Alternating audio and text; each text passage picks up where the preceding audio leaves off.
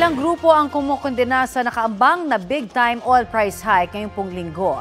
Nagkilos protesta sila sa Quezon City. Detalye tayo niyan sa Ulot on the Spot ni Oscar Oida. Oscar? Yes, Connie, pasado alas 9 nga ng umaga nang magtipon-tipon ang ilang grupo, kabilang na ang grupong Bayan para kondinahin ang napipintong big-time oil price hike na ipapatupad ng mga kumpanya ng langis.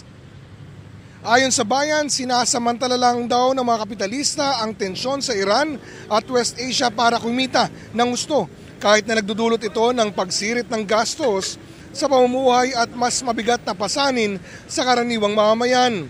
Panawagan nila sa pamahalaan, gumawa daw sana ng mga hakbang para maibsan ang epekto ng pagtaas ng presyo, kabilang na ang pagsuspendi ng VAT sa langis at pagtanggal ng excise tax sa mga produktong petrolyo.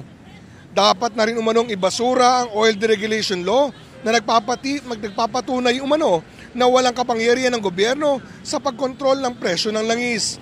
Ayon pa kay Modi Floranda ng Piston, sa tindi ng napipintong oil price hike, mawawalang silbi daw ang mga ibinibigay na subsidy ng gobyerno sa mga jeepney drivers. Plano din umano ng Piston na magsagawa ng sunod-sunod na kilos protesta kaugnay ng isyong ito. Connie? Maraming salamat, Oscar Oida.